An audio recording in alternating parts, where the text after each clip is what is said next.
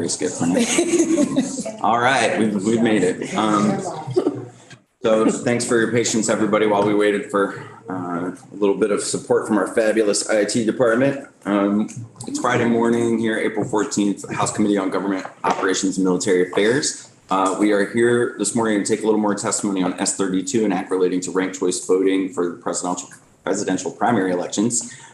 Pleased to have with us a couple of elections experts and former officials in a couple of different states. So I'll allow our guests to introduce themselves for the record and tell us a little bit about ranked choice voting. So thanks for being here. Oh, thank you. Josh told me I had to be first. I am Terrence Carroll. I am a senior fellow with FairVote. I'm the senior fellow for Voting and Democracy. FairVote's a Washington, D.C. based think tank that works on finding ways to improve, and we're nonpartisan, and we try to find ways to improve the electoral system through reforms, and we're considered a leading expert on ranked choice voting, among other things. I'm also an attorney, and I'm the former speaker of the Colorado House of Representatives. So I'm and a Britney Spears aficionado for today. I was eavesdropping. Started, and I'd like to suggest the first song of Britney Spears' Friday, Oops, I Did It Again, Play With My Heart, got caught up in the game. And so we'll that's my submission for the first of the Britney Spears songs. And please don't put me in conservatorship for doing that. I think Josh will introduce himself when it's his turn, or do you want to do it now? Since I'll go ahead now. Okay. My name is Josh Daniels. I'm the former county clerk and auditor for the county of Utah County, Utah. Utah County is the second largest county in Utah. We have about 700,000 people. Physically, we're the size of Rhode Island. Population-wise, we're pretty close to Vermont. We have just over 350,000 registered voters. And my experience is in administering elections in Utah. We allowed municipalities to opt into using ranked choice voting. And the first municipalities to do that were in my county. The year that I was a brand new clerk and we changed all of our systems, we also administered ranked choice voting for a number of cities, both in 2019 and again in 2021. For me specifically, Utah is a supermajority Republican state, so I'm a partisan elected Republican. But before being the county clerk, which is a service that is largely nonpartisan, even though you're a partisan official, you have to think about all the parties and interests. But prior to that, I also would administer elections for the Republican Party. And in Utah, the Republican Party used ranked choice voting now for 25 years, off and on, for party business and committee elections and things like that. So I'm very familiar with ranked choice voting, both in that partisan sense, kind of from a primary perspective, and then also in the nonpartisan sense for municipal elections. In our state, we are a vote by mail state. Every active registered voter receives a ballot in the mail. About 95% of our voters will vote by mail, sending their ballot back on paper. Maybe 5% will show up in person and vote on paper. And we use the same system that you use in Vermont, election systems and software, ES&S. We have the exact same items of equipment and processes that you use in Vermont. So I'm happy to answer questions about that when we kind of get into the details of maybe administering ranked choice voting elections.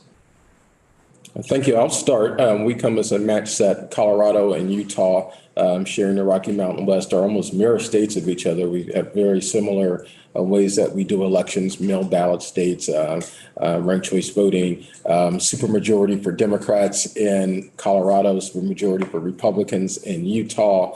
And so we work well together. We're also very, how do you say it? You know, we're not predictable states in the sense of our politics either, even though Democrats and Republicans control either state, but we're all leaning towards that Rocky Mountain ethos of libertarianism, which I think Vermont understands very well, being a Green Mountain state. And I have to say that my coffee of choice is Green Mountain coffee. And I'm being very blatant in my, brown nosing at this very moment. So I just want to be clear. My goal today is not to talk about the entirety of S32, but really to just talk about the one narrow thing that us at FairVote are particularly interested in, and that's presidential primaries, that piece of it, and not to really go deep into the weeds on it, but really to provide a broad overview of why ranked choice voting in presidential primaries is a very effective way to ensure that every voter's voice is heard and that democracy, at least through the use of the ballot box, is fully voiced in the choices of voters through the use of ranked choice voting. And I want to say how I got to this, because for me, this is not about simply because I work for Fair Vote and they give me a paycheck to do this. This is something that's very near and dear to my heart. And it's why I spend a lot of time on the road, because I'm very passionate about making sure that our democracy works for everyone. As Dr. King once said, he says that one of the reasons he got involved in the civil rights movement is to make sure that America lives up to what it says it is on paper. And for me, that's the same thing. I'm the child of a single mother who was born in 1917 in the segregated South. I'm older than what I look. My mother would have been 100 and something on her birthday, actually 107, I think, on her last birthday or something like that at the end of March. But my mother grew up in the segregated South. I'm the grandson of a sharecropper who passed away before the Voting Rights Act of 1965 was adopted. And I'm the great grandson of a formerly enslaved person who I happen to share a birthday with, who was born in January of 1863. So we share a birthday, which is kind of interesting that I shared a birthday with my great grandfather who was a formerly enslaved person.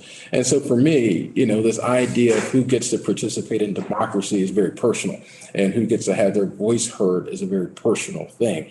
And that's how I ended up doing work. And as a lawyer, before I was even elected to office, my work as a lawyer was as an election lawyer. And so for me, election law and how do we make sure that people's voices are heard and that their vote is fully realized and their vote is fully counted is important to me.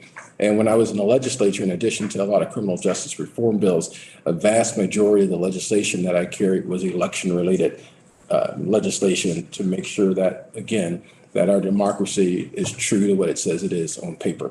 So to get to the matter at hand today in terms of ranked choice voting, why I think, and we at Fair Vote think it's very important to have ranked choice voting in presidential primaries. It's actually quite simple and easy to grasp. I'm going to put my glasses on because I'm due for another eye exam and I lost my regular glasses, so I'm relying on readers. So I just can't keep them on and kind of, how it is, and Do what you need to do. I'm a man of a certain age now. And so I have to rely on my glasses a little more than I would normally want to. And I'm vain. I'm just going to own it. I'm vain. But why ranked choice voting? It accommodates early and absentee voters, especially when they're navigating an ever-changing presidential primary field. In 2020, the last race for president, in Colorado, by the time that the primary season got around to us, Joe Biden had pretty much secured the Democratic nomination. We had 16 people on the ballot running for president in Colorado. Because we're a mail ballot state, ballots went out 30 days before the election. Folks had turned in Colorado, folks like to get their ballot done and get it turned in. So people who turned their ballots in early and had voted for someone other than Joe Biden or Bloomberg or Bernie Sanders, because I think there were only 4 people left in the race by the time the presidential primaries got around to us. All those votes were wasted.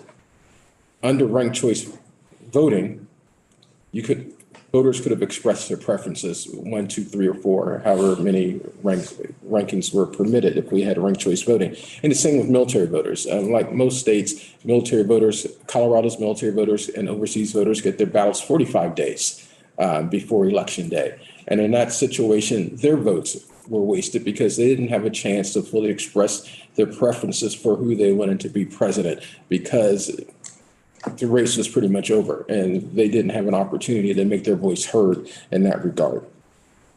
It also accommodates voters' preferences by allowing more choices in the ballot. We kind of talked about that. It allows and promotes for more issue-focused campaigns.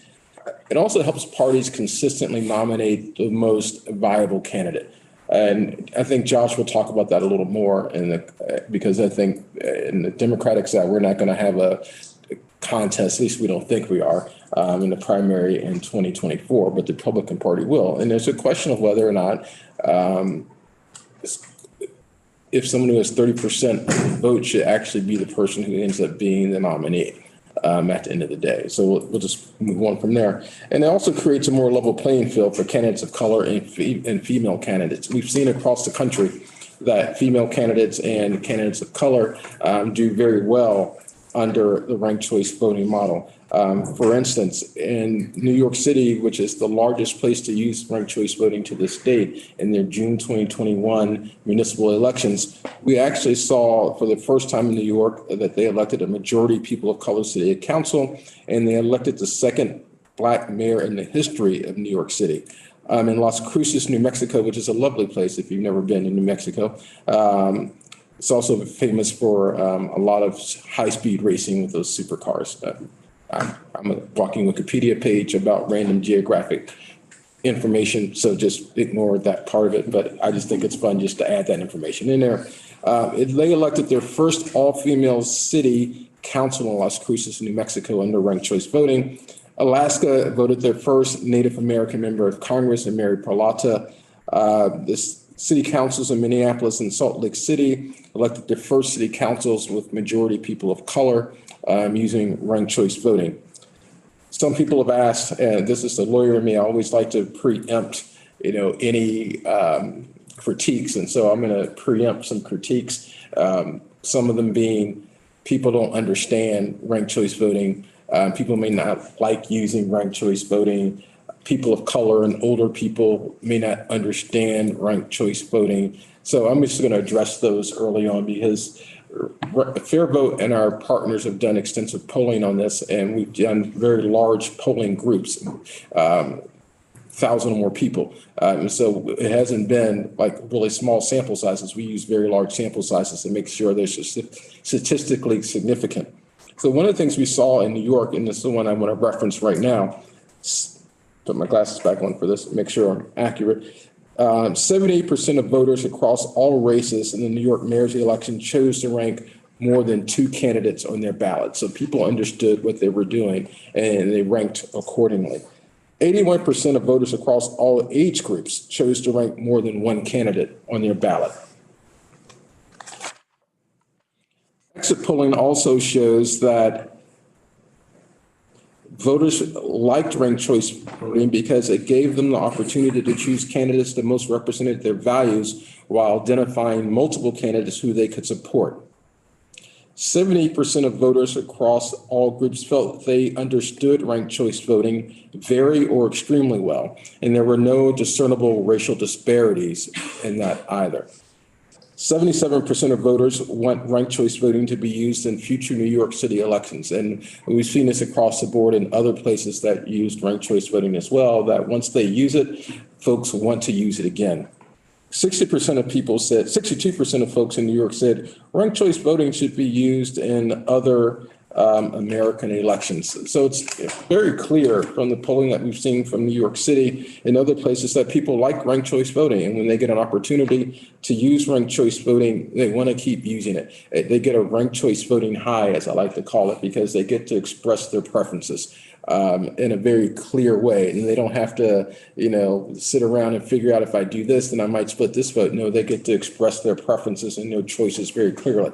And it's nothing more democratic than voters being able to clearly, small d democratic, nonpartisan democratic, than voters being able to fully express their choices in a very clear and coherent manner, no matter what. We don't have to like them, but they get to do it. And so that's one of the great things about ranked choice voting. And I will close with this. And I'm a Baptist preacher, so sometimes I close more than one time just because it's what I do growing up in the Baptist church, especially growing up in the Black Baptist church. And so I'm going to avoid, preaching a sermon. I'm just going to say ranked choice voting has proven its worth over time, both here in the United States. And I just wanted to, there's one little factoid I didn't want to leave out.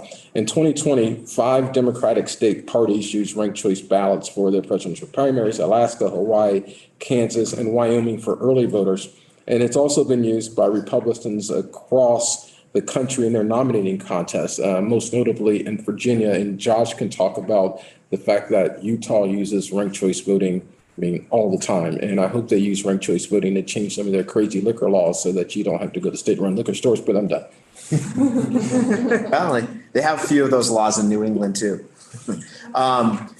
So one of the things I'd like to share is just, and I did share a one-page handout, two sides in your drives with a few basic points, but the ones I'd like to really center on, Terrence talked about wasted votes. That's a problem. This happens particularly in presidential primaries where you have sort of a dynamic process across different states, and particularly for overseas voters, those that are in the military. I served in the Marines and am a combat veteran. I was in Iraq in Fallujah during 2007 and 2008, which is when the presidential primary was taking place, that eventually produced the nominee of McCain and Obama. Very big election year. In fact, I was in Iraq at the same base as Ron DeSantis at the same time. We would have rubbed shoulders, I'm sure, at the Chow Hall. I recall running into a nerdy Navy lawyer. It was probably him. I remember feeling disenfranchised because as a political nerd, I was overseas. The overseas voting process wasn't well ironed out in those days, and I wasn't able to participate in the presidential primary. But for those that do participate in the presidential primary, sometimes their votes are wasted because they might vote for one candidate in a crowded field who is no longer a viable candidate by the time the ballots are actually counted on election day. So the state of Georgia, in fact, is beginning to use ranked choice voting for this very purpose. But if you broaden the view on ranked choice voting and you think about the impact on a political party of ranked choice voting, it allows the members of the party to put their support behind the most electable member of their party. One of the challenges in politics today that I think all of us can agree on is the level of polarization that we're seeing in rhetoric across the country.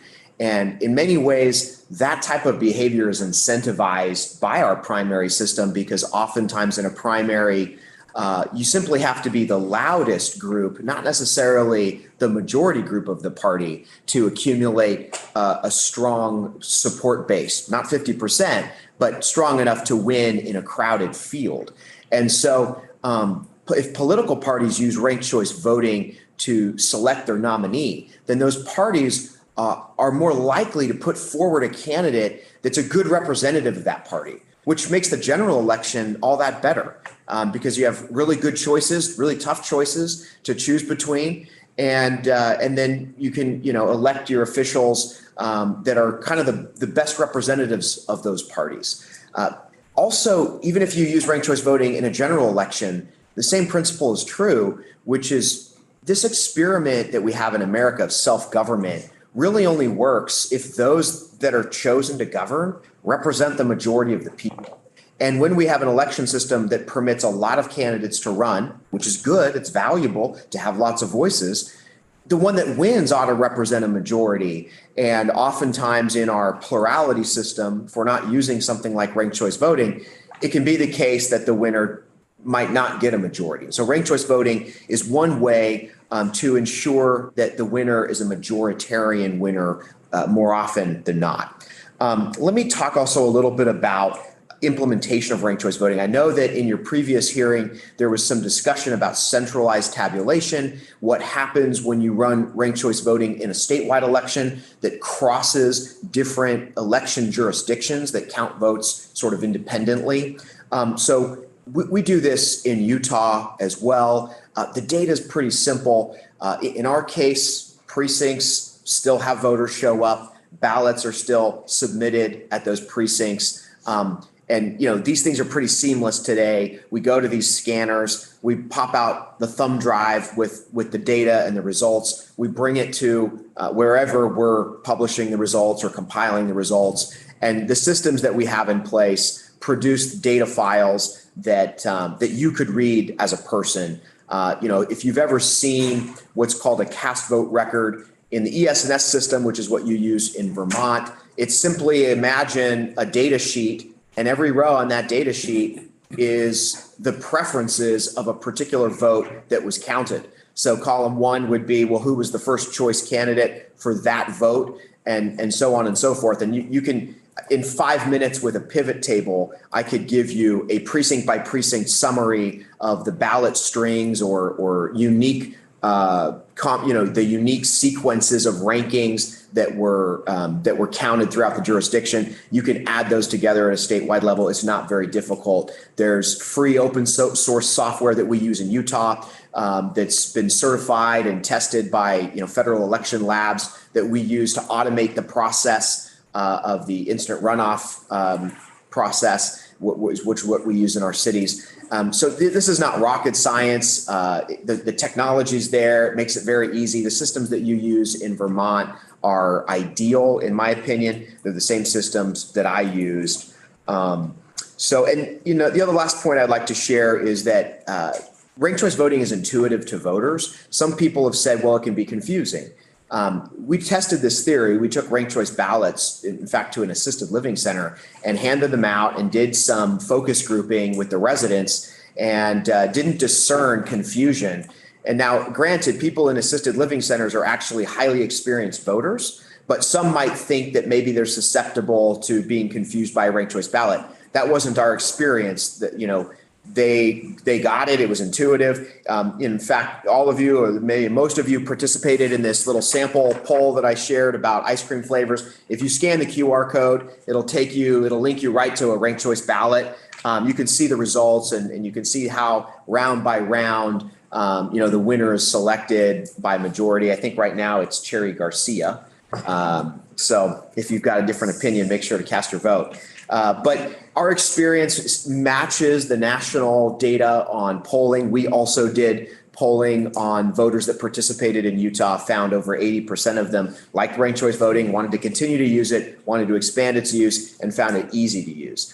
So by and large, when voters participate in ranked choice voting, it makes sense. They like it. They're satisfied. It produces better outcomes. I think in particular, this bill that you're considering for presidential primaries, it would be a really strong tool for the parties to really put their best foot forward in American politics. And I think the largest problem in American politics today is polarization. It is the level of sort of tribal-based rhetoric. We need to get away from that. We need to get more to policy and to what makes a difference in the lives of everyday Americans. And it's probably not the things that are playing out oftentimes in cable news, talk shows. But that's what sells TV ads and that's what drives campaigns. But I think ranked choice voting will actually help to reorient the way voters and politicians behave when it comes to politics. As a committee, things are not binary. You are constantly weighing a variety of options and in a sense, ranking preferences as you move forward with policy. I think our politics needs to better reflect that. And I think it does with ranked choice voting. At least it's incentivized. So any questions I'd love to answer about this. Representative Hooper. Thank you, Mr. Chair. A lot of us favor the concept of ranked choice voting. My faith in it was severely shaken because there's no way that Jerry Garcia beats America. Fish food. It's a small sample size. You need more voters. So I understood you to say precinct summability is not an issue with this. That's true. Depending upon field size, complication, any other. I think it's just what you choose to do. So, people look at the Alaska model and they say it took a long time. It's like, well, everything takes a long time in Alaska. Try to get, a piece of mail from one end of the state to the other. Well, New York is another example to some degree of time. Don't aspire to be New York. You don't have much choice. I'll tell you, Utah, we had election results on election night. And we used ranked choice tabulation, no problem. So these are bureaucratic decisions that when they're made, if you choose course A over course B, you might run into some problems and challenges. Alaska chose to wait on the tabulation because they wanted all of the ballots that come in by mail to be collected first. You don't have to do that. Certainly in Vermont, you're counting ballots locally. Maybe the vote by mail ones are counted ahead of time. The election day ones are counted. The data that's associated with those ballots can be, sent to the state digitally. You compile those files together in a process that takes a few minutes. You can produce the results basically as quick as you choose. And recount, not an issue. And we've done recounts actually in Utah. So we follow all the same protocols when we use ranked choice voting. We do post-election tabulation audits. We had a city where we did a recount. We followed all of those processes. The recount was triggered simply by the closeness of the margin in that particular race. And so, there wasn't any difference in the outcome, though. And the difference between using the Condorcet method of tabulation and the Hare method, normally we saw yesterday in a chart that they agree. Yeah. Here they didn't. Any concern or resolution in that?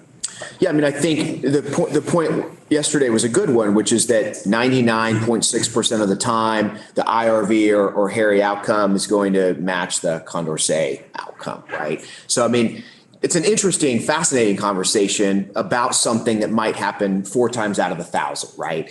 And when you're looking at this, just like when you're looking at public policy, there's trade-offs. So, there might be some strengths to Condorcet because that particular effect, the head-to-head matchups, if you go through them all, you can have one where somebody wins all the head-to-head matchups, but there's trade-offs, right? Because the other side of the token is you could have a Condorcet winner who was nobody's first choice. So theoretically, it's possible. And in fact, if you have a Condorcet winner that doesn't agree with the Harry winner, then what you're saying is we're choosing a winner who wasn't generally or broadly people's first place choice. Because if they were, they probably would have won the IRV process. So these are sort of trade-offs where if you skew to a Condorcet, then you might gain something, but you'll lose something. And the something you lose is now you're favoring the head-to-head matchups even in lower ordered preferences. So in other words, you're giving a lot of weight to voters who wanted number 4 over number 5. And you're giving that almost as much weight as people who wanted number 1 versus number 2. This might be an offline question. Yeah, I'd love to dig into it But with you. you Yeah, say it's you fun. might elect a Condorcet who was not anybody's first choice. Yeah. That runs contrary to everything that I've heard, so we should talk about Yeah, it. absolutely. So I wanted to return to something you said, and then I'll go to you, Representative Chase. So for either of you, have we run statewide multi-jurisdictional IRV elections in either of your states? No. The only 2 that have done that to date is Alaska and Maine. And we're moving toward it in 2028 in Colorado, but not yet. But your states have had IRV elections that had multi-jurisdictional. So you had to bring in the tabulated results in an IRV election from multiple. Like, what are kind of the size of the voters and the number of precincts that you're bringing together the tabulation data in order to perform the runoff? Yeah. In the case of our jurisdictions, we have cities with dozens of precincts. So, we have to combine those results together. These things are not difficult in the systems that you have. You're in a strong position in Vermont where you use the same vendor for all of your election jurisdictions, use ES&S and use their system. Their system is very slick in the way that it reports data in ranked choice races and makes it ideal to actually combine those results between jurisdictions across the state. So one of the concerns that we heard yesterday was the idea that you would have to sort of take ballots to a central location. And everything that I've heard you say implies that with the types of systems that we have, you can essentially get the precinct data from each one of the tabulators, but the chain of custody of ballots wouldn't be any different than it is today. 100% correct. Like, as I understand it, Maine chose to physically centralize the ballots. I don't know why they chose that, but we didn't do that in Utah, and I don't think you need to do that in Vermont. Your local jurisdictions can still count the ballots. You simply need to take the data, just like you do now. You ask the different precincts, well, how many votes for president were cast in your precinct, and how about your precinct? And you add them together, but you do that digitally. You could do that with the ranked choice data as well. You say, give us your file, put them together, you run the process. I'm sorry, Representative Chase. I just wanted to also clarify, I'm not familiar with ESS. I think we're using Dominion tabulators now. And I'm Want wondering, to switch to Dominion now? yeah, so, Okay. yeah. And Dominion is very Same. capable. We use Dominion in Colorado, and Dominion is very capable of doing ranked choice voting tabulation and getting that information to where it needs to go. Yeah, that was the testimony we heard from the elections division early on, and this was that that the Dominion tabulator could be set for this IRB data collection. Representative Chase. Could you identify some of the policy decisions different between New York City and Utah, so we know what pitfalls to avoid? Yeah, they had some operational issues, as I understand it. So, you know, I don't know that it's fundamental to the system. I think the challenges they had, there was an error that just came from their operational process. Mistakes were made. Yeah, mistakes were made in New York that weren't related to IRB ranked choice voting. It's the archaic way in which their Board of Elections is set up, and it creates issues apart from ranked choice voting elections. And so they had some operational issues that weren't directly related to ranked choice voting.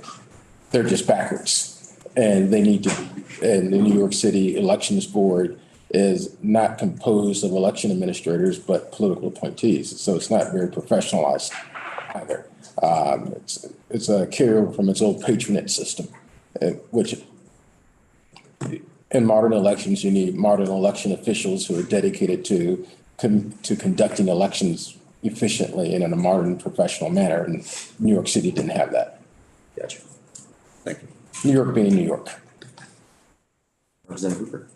My wife's from New York. And I'm sure she's a lovely woman. So as you represent this, Vermonters are accustomed to knowing who won pretty much immediately after the polls close. We may or we may not have that. Our really only vulnerability at this point is the Irish space lasers changing the programming in Dominion or other machines. Everything else is sort of. Representative Hooper, I really appreciate the humor in that, but I just want to caution you that I want to be really clear, and I'm going to do this anytime anybody brings up the security issues like that, which is that everything we're talking about, we're still maintaining a complete disconnect from the internet for all ballot tabulation. And that's a really key piece of our election integrity. And so, you know, just cautioning, you know, anything that where we're even implying that there might be security issues with tabulation, nothing about RCV is going to change that. So just a caution there. It's a joke. No, I get it. But yeah. The vulnerabilities still sort of remain the same in the heat system, even the one we're using now. Right. Like, in other words, if there's a vulnerability, it's not because of ranked choice voting, right? It's other concerns about election administration that would apply to any type of election. But I think to your point about election night results, so we're just talking about data, and it's just about your operational process and the speed at which you choose to do that process, right? Alaska, because of their geography, they chose to wait for the ballots to be physically mailed to the place where they're counted. Totally fine. Very good reasons for doing that. So they didn't report out until they had, accumulated, basically all of those by mail ballots. Maine chooses to physically centralize the ballots and count them in one place. That's not required. Where you have, a system that you can count ballots locally, then all you're doing is sharing the results statewide or across jurisdictions, and then running the tabulation once you've compiled those results together, right? And whether it's Dominion or ES&S, the major vendors across America, they're able to do this process and make it easy on you. And then just don't make any errors or mistakes. But, things happen, that we saw, to your point about election concerns, not so much about necessarily fraud or vulnerability, but when there are mistakes that, they usually get corrected quickly, right? Sometimes there's been reporting errors and, it's essentially a typo, so to speak. Those things can be corrected pretty easily. Even in New York, they're able to correct their issue. Other jurisdictions that have had issues with elections, they correct them quickly. And Mr. Chairman, if I may add an addendum, we always have to be careful in the arguments against ranked choice voting based on, how long it takes to tabulate things or when results are posted. Those are issues that are also associated with non-ranked choice voting elections. And so I don't want to say it's not a traditional logical fallacy in terms of philosophy, but it is somewhat, it is a fallacy of argument in the sense that things that already are problematic are going to be problematic in an RCV environment and a non-RCV environment. For example, in Denver, we just had the first round of municipal elections for a new mayor and new city council and things like that. Had 17 people running for mayor. The first two runoff go to a runoff in June for the mayor's race. We didn't know for 3 days really who the second person was going to be in the runoff because you have humans involved in this. You have late ballots that come in, things like that. The people who are responsible for doing the canvass are generally volunteers, so they have to stop and do all sorts of different things. And so you may not get everything that you want on that particular time. It doesn't mean that the system's broken. It just simply means that things happen and you may not get the results that you want at that particular time. And those of us who've been involved in politics for a long time, we know that frequently you don't know the final results sometimes for weeks in certain very closely contested and tightly contested races. My first real race that I worked on in 2002 at a high level, I was a deputy political director for a nationally watched congressional race. My candidate at the end of the day, we lost by 121 votes, but we didn't know the final results for 3 weeks. Because of the nature of recount. Well, there wasn't even a recount really, but because of the nature of ballots coming in. And this was pre-mail-in ballot when we were still doing precincts and vote centers and things like that. So even under that system, there were delays and reports. So I just want to be careful about our concerns about elections in general. Don't get all laid at the feet of ranked choice voting because it's apparently this newfangled thing. And just for the record, a large portions of the United States, especially the northern part of the United States, used ranked choice voting for almost a century as part of a great slate of reforms to make elections more accessible. It's only until the 50s and 60s that folks started moving away from ranked choice voting historically. Why? Because women and people of color were being elected to office using ranked choice voting in many of these segregated northern cities. And there are a few remnants of it left, being Cambridge, Massachusetts being one of them. But I just want to be clear that historically, ranked choice voting has been around for a long time. And, there's great historical precedent for how it works and its effectiveness in U.S. elections. The committee is made up of 4 members who were on government operations last biennium. And there are 8 of us here that have not delved deep into elections policy. And one of the questions I wanted to ask you about that for the committee to consider is that there are a lot of different decisions that we have made as Vermonters over the years. And one of which, when we went to universal vote by mail, we set up some ballot curing and some other things like that. But one of the things that I think is really integral to this question about when will you get the results is that we have opted, unlike some other states, to only accept ballots that come in by the close of the polls, period. So even those, ballots that are mailed, if they come in and they were postmarked before election day, but they come in, they're received by the clerks after, we have chosen as a matter of policy that we're not going to count those ballots.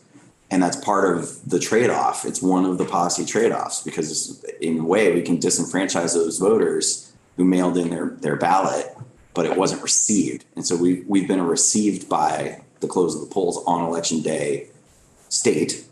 And because of that, we tend to see our results pretty early. It sounds like from your testimony that nothing about ranked choice voting inherently delays the vote, but we would have to figure those things out. I think that's one of the reasons why the elections division and Director Senning were pushing to adopt this for the 2028 presidential primary, not 2024. That kind of, Yeah. Yeah, am I understanding that right? makes perfect sense. I mean, in our case, Colorado's a little different. I believe you're postmarked on election day. No, you have to arrive by. You have to ride by. We're postmarked the day before election day. We've been postmarked on election day. When we did the 2022 midterm election just recently, a full 30% of the votes that we counted, we received them by the close of the polls, like right at the close of the polls. It took us a good 3 business days just to count the things that had come in at 8 p.m. on Tuesday night. And you would run into similar situations, depending on how you're operating your election. If people are allowed to essentially submit their by mail ballot into like a Dropbox on election night, you're not going to count those by midnight. You're going to have to inevitably count those the next day or later that week. Oh, I think our clerks might argue with you on that point. I suppose. Right? In our case, with 700,000, so the scale is. So I've had a couple of hands pop up. Representative Waters Evans, you had a question, then Representative Murwicki. Yeah, thank you. So you spoke to, this is good because we were just talking about the clerk. So you spoke about how it was not difficult for voters to learn and understand ranked choice voting.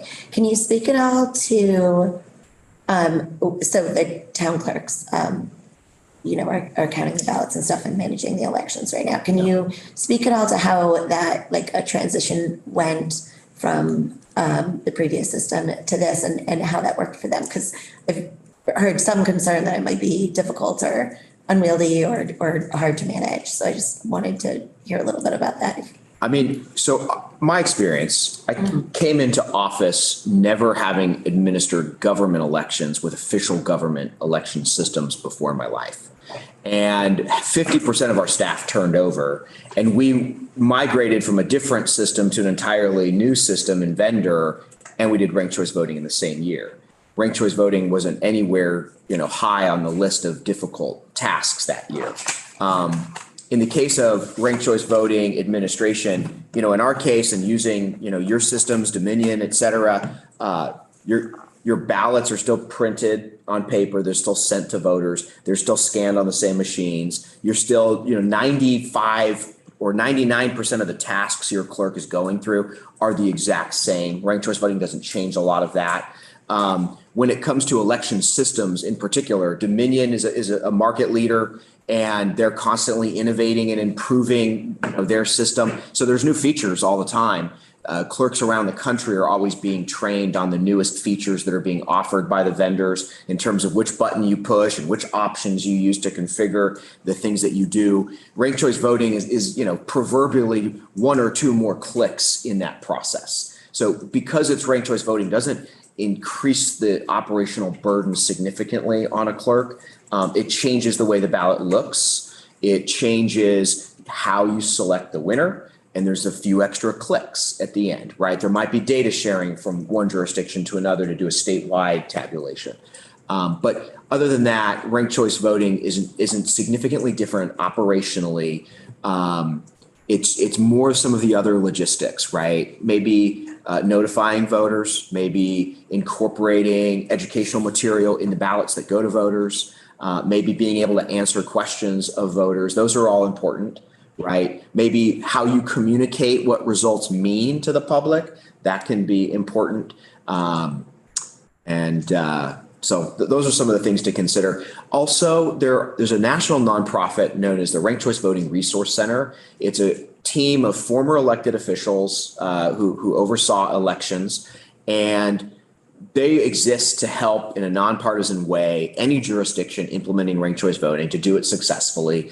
They stand as kind of a resource, certainly with expertise in the details of both the systems and the philosophy. They can help ensure that the data appears accurate. They can help the New Yorks sort of avoid some errors and things like that, so that they would be ready and willing to help Vermont with something like this. Representative Marlucci. Thank you. Couple of things going, following up around town clerks. Our town clerks are allowed to start inputting ballots as soon as they come in.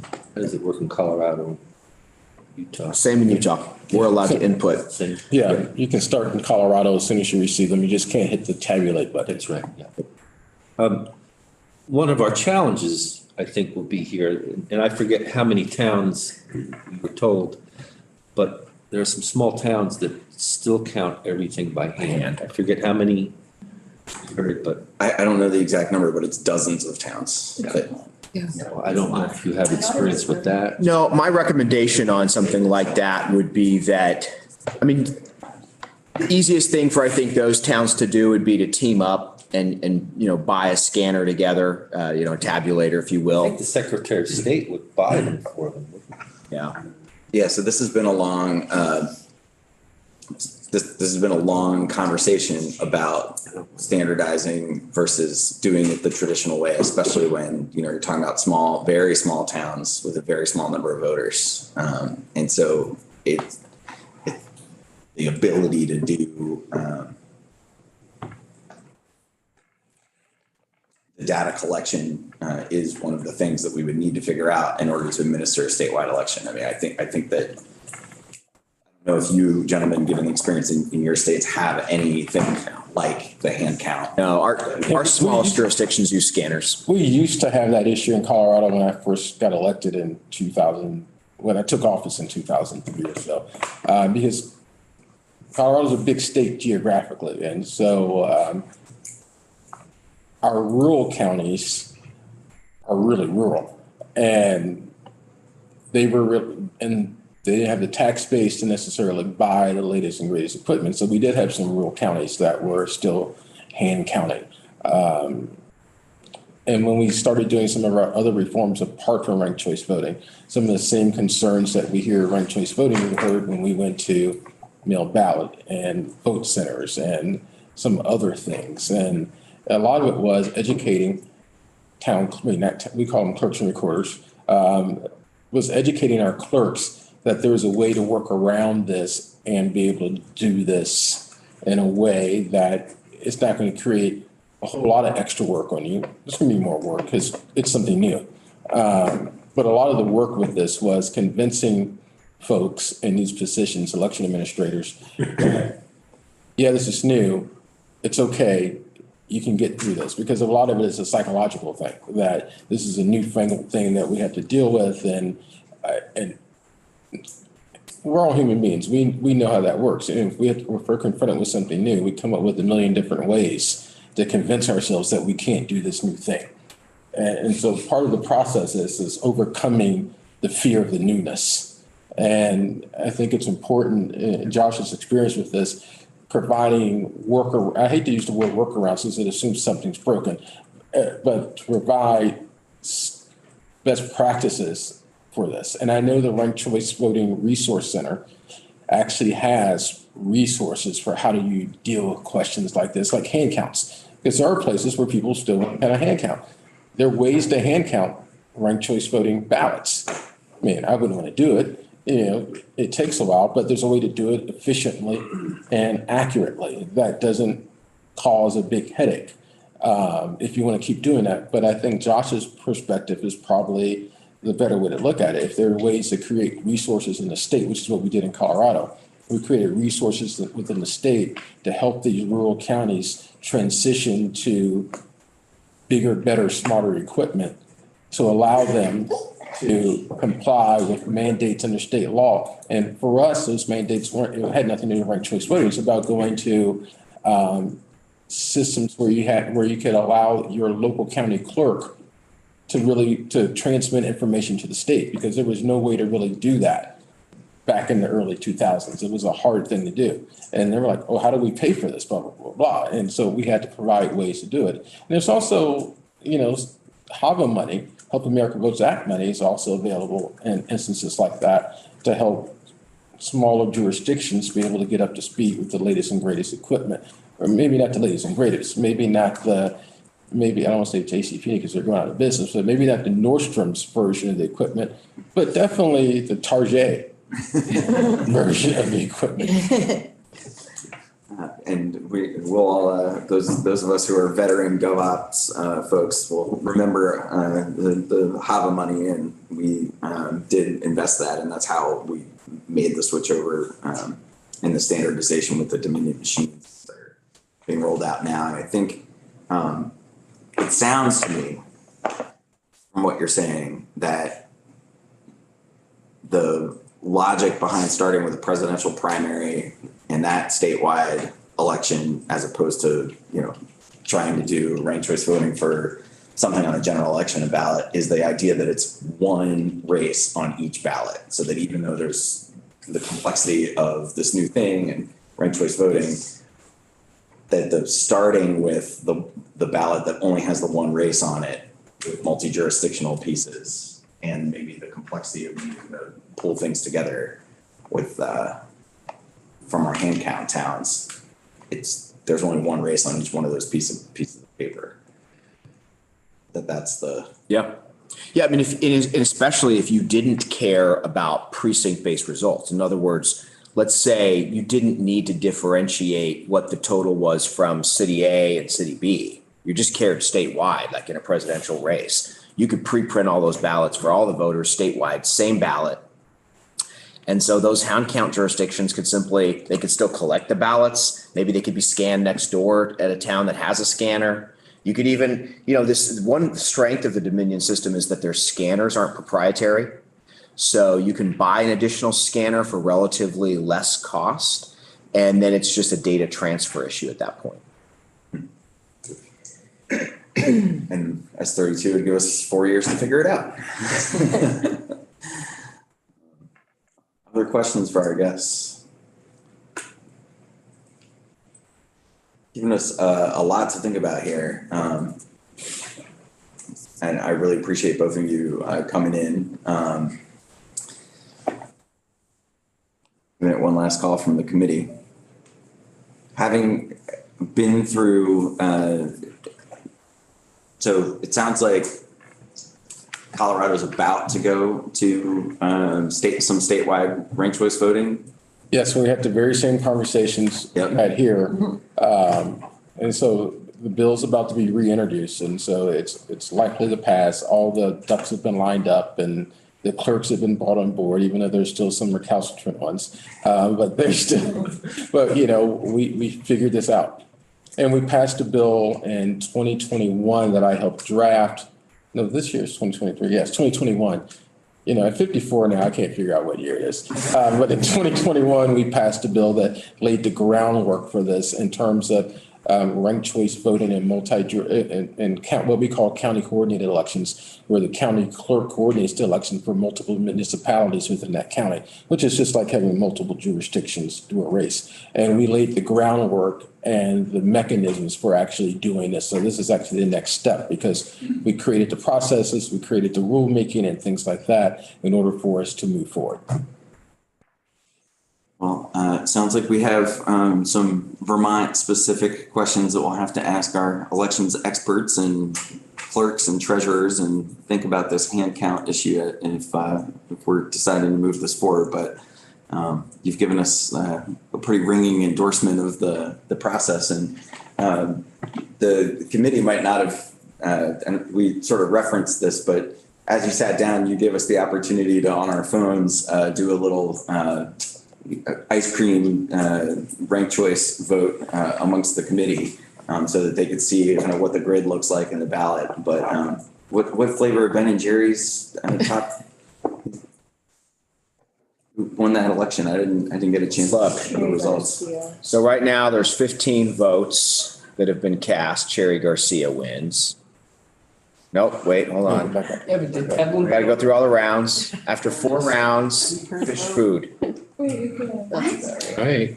I request. Vice President Between the two methods, the Condorcet versus the hair, and make sure they match, kind of thing. This particular free app that I use to put this out doesn't. Okay. There's the others that I think actually do offer different methods if you want. I haven't even heard of fish food. Better. Burlington. I know who fish is, because when I was a baby police officer, I mean, I was, I worked a fish concert or two in Boulder, Colorado, which in and of itself was an experience apart from the music. Well, you should try some fish food. It's delicious. It's got the marshmallow going on. You get a contact high from fish food? Yeah, you would have gotten another contact if you were at a concert. We're at the university or at Red Rocks? It was back when they were small, when they were still Yeah. playing university towns. They played Folsom Field. Actually, not even at Folsom Field, the field house next to Folsom Field. And then a couple of years ago, no, we're probably getting way off base, but I'll answer real quickly. I was up until last year, I was part of the statewide shared law enforcement program as a reserve SWAT operator, and worked fish concerts in my SWAT capacity at their big concerts at Dick's Sporting Goods Park. And that was, at least I was far enough away to avoid any smells I didn't want to inhale into my body. This committee also has cannabis policy jurisdiction, so. And liquor. Yeah, Well, Half Baked didn't win, so. I will, that was my first choice, but that has not to do with the cannabis, but it's, you got it, the cookie dough and the, come on. So does Ben and Jerry's have like an indica and sativa version? You're 10 miles basically from the factory, so That's true. I just roll by and say, hey, drive up. think about doing indica and sativa if you really want to get to some new markets. Ben and Jerry, I think, would endorse this voting. I'll just say that. Yeah, I think they probably already have, if I'm not mistaken. Yeah.